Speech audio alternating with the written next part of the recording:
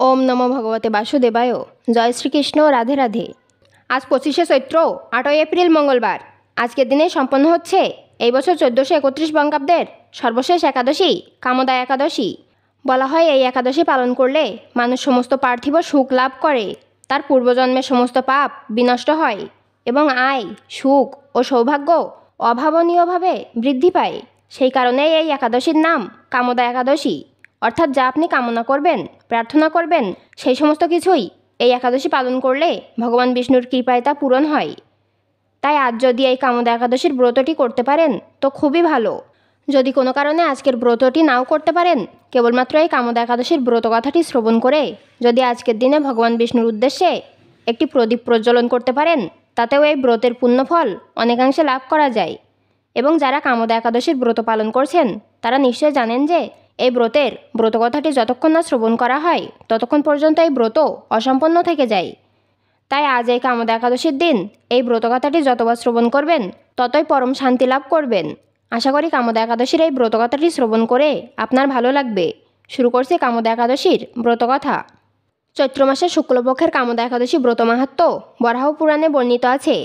মহারাজ যুধিষ্ঠির বলেন, হে বাসুদেব, আপনি কৃপা করে আমার কাছে কামদা একাদশীর মহিমা কীর্তন করুন। শ্রীকৃষ্ণ বলেন, হে মহারাজ, এই একাদশী ব্রত সম্পর্কে এক বিচিত্র কাহিনী বর্ণনা করছি, আপনি এক মনে তা শ্রবণ করুন।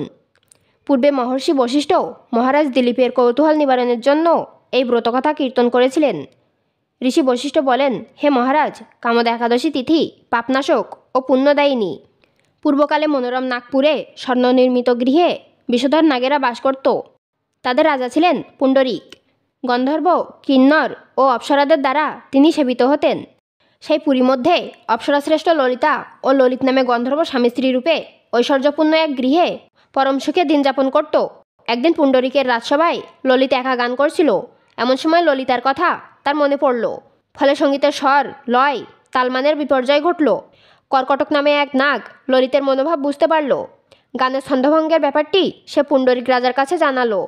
তা শুনে সর্পরাজ ক্রোধ ভরে কামাতুর ললিতকে, রে দুর্মতি, তুমি রাক্ষস হও বলে অভিশাপ দান করল। সঙ্গে সঙ্গে সেই ললিত ভয়ঙ্কর রাক্ষস মূর্তি ধারণ করল। তার হাত 10 যোজন বিস্তৃত, মুখ পর্বত গুহা তুল্য, চোখ দুটি প্রজ্বলিত আগুনের মতো, ঊর্ধ্বে 8 যোজন বিস্তৃত প্রকাণ্ড এক শরীর সে লাভ করল। ললিতের এই রকম ভয়ঙ্কর রাক্ষস শরীর দেখে ললিতা মহা দুঃখে চিন্তায় ব্যাকুল হলেন। স্বেচ্ছাচারী রাক্ষস ললিত দুর্গম বনে ভ্রমণ করতে লাগলো।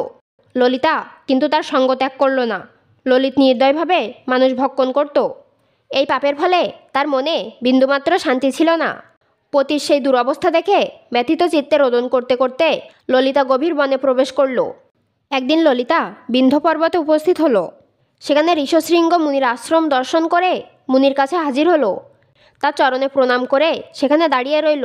মুনিবার জিজ্ঞাসা করলেন, হে সুন্দরী, তুমি কে, কার কন্যা, কি কারণেই বা এই গভীর বনে এসেছ, তা সত্য করে বলো। তদুত্তরে ললিতা বলল, হে প্রভু, আমি বীরধনা গন্ধর্বের কন্যা। আমার নাম ললিতা। আমার পতির পিশাচত্ব দূর হয় এমন কোনো উপায় জানবার জন্য এখানে এসেছি। তখনই ঋষি বললেন, চৈত্র মাসের শুক্লপক্ষের কামদা নামে যে একাদশী আছে, তুমি সেই ব্রত যথাবিধি পালন করো। এই ব্রতের পুণ্যফল তোমার স্বামীকে অর্পণ করলে তৎক্ষণাৎ তার সমস্ত পাপ বিনষ্ট হবে। বশিষ্ঠ ঋষি বললেন, হে মহারাজ দিলীপ, মুনির কথা শুনে ললিতা আনন্দ সহকারে কামদা একাদশী পালন করল। তারপর ব্রাহ্মণ ও বাসুদেবের সামনে পতির উদ্ধারের জন্য আমি যে কামদা একাদশীর ব্রত পালন করেছি তার সমস্ত ফল আমার পতির উদ্দেশ্যে অর্পণ করলাম। এই পুণ্যের প্রভাবে তার পিশাচত্ব দূর হোক। এই কথা উচ্চারণ মাত্রই ললিত সাপমুক্ত হয়ে দিব্যদেহ প্রাপ্ত হলো। পুনরায় গন্ধর্ব দেহ লাভ করে ললিতার সাথে সে মিলিত হলো। তারা বিমানে করে গন্ধর্বলোকে গমন করল। হে মহারাজ দিলীপ, এই ব্রত যত্ন সহকারে সকলেরই পালন করা কর্তব্য। এই ব্রত ব্রহ্মহত্যা, পাপ বিনাশক এবং পিশাচত্ব মোচনকারী। এই ব্রতকথা শ্রদ্ধাপূর্বক পাঠ ও শ্রবণে বাজপেয় যজ্ঞের ফল লাভ হয়। আশা করি এই ব্রতকথাটি শ্রবণ করে আপনার ভালো লেগেছে। ব্রতকথাটি যদি আপনার ভালো লেগে থাকে অনুগ্রহ করে লাইক করবেন।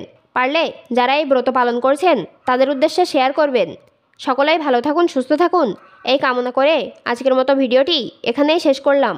ঈশ্বর আপনার মঙ্গল করুক। জয় শ্রীকৃষ্ণ।